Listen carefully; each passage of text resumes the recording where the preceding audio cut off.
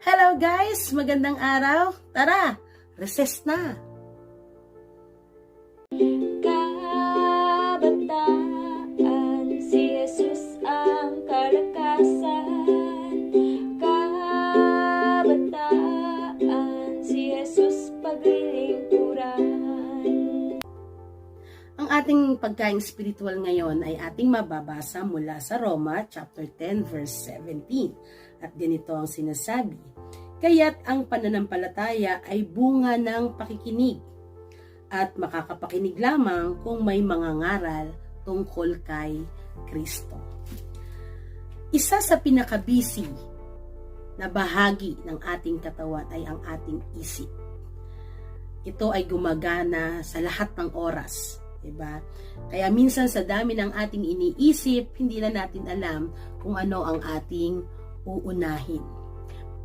Pero sinasabi na mas nare-retain daw sa isip ng tao ang more than twice the information sa pamamagitan ng paningin at sa pamamagitan ng pakikinig.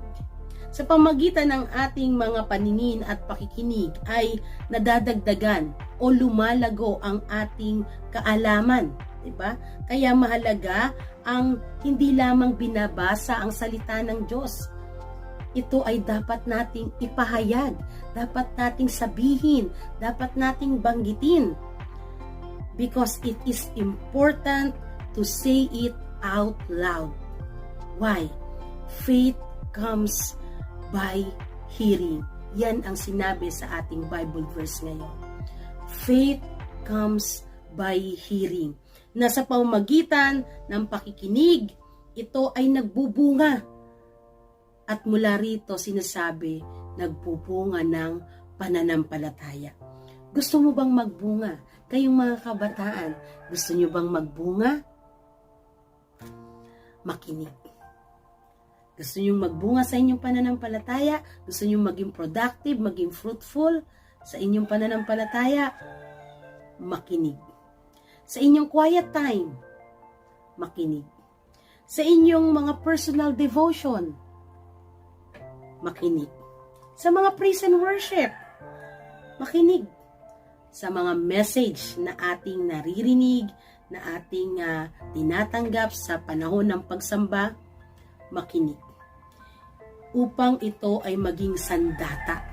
No? Ito ang maging sandata natin, maging sandata nyo, kayong mga kabataan, upang maibahagi sa iba ang mabuting balita ng ating Panginoon. Ang mabuting balita tungkol kay Kristo.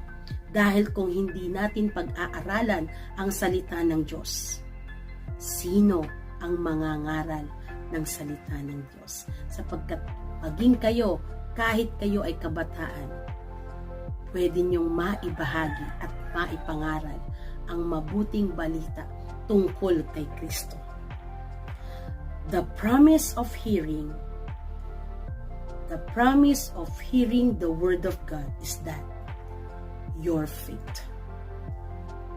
Again, the promise of hearing the Word of God is that your faith will be on the increase. Napakagandang pangako na sa pamagitan ng ating pakikinig, lalago ang ating pananampalataya. Kaya young people, nawa ay lagi nating tanggapin ang mensahe ng salita ng Panginoon.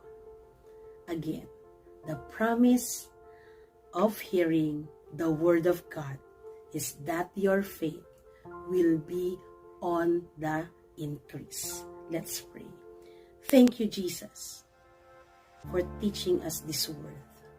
Thank you, Lord, dahil binigyan mo kami ng pandinig, binigyan mo kami ng paningin, binigyan mo kami ng pangunawa.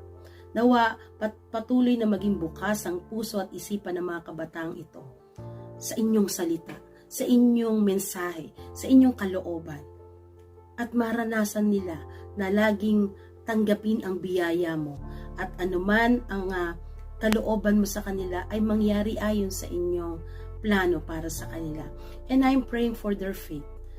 Palakasin mo po ang kanilang pananampalataya. Dagdagan ang kanilang pananampalataya. Palaguin sila at maging productive ang kanilang pananampalataya.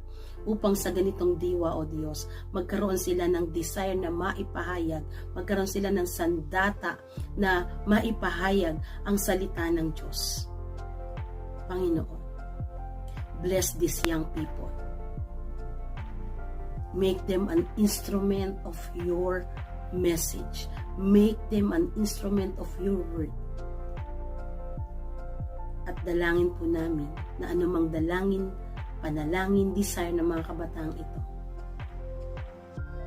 ay matupad ayon sa inyong kalooban.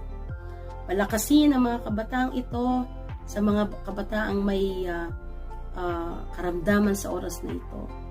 Pagalingin sila. Sa mga kabataan na magtitake ng exam, bigyan sila ng karunungan. Sa mga kabataan na patuloy nagsisikap sa kanilang pag-aaral, dalangin ko po, Diyos, ang kalakasan, katalinuhan para sa kanila. At gayon din ang provision sa araw-araw ng kanilang pangailangan.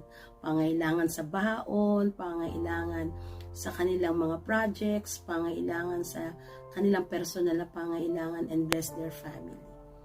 Kaya't palakasin po ang kanilang pananampalataya sa araw-araw ng kanilang buhay. Nang sa ganon, ito ang maging sandata nila upang patuloy na magtiwala sa inyo at sa inyong salita. Thank you, Jesus, for everything.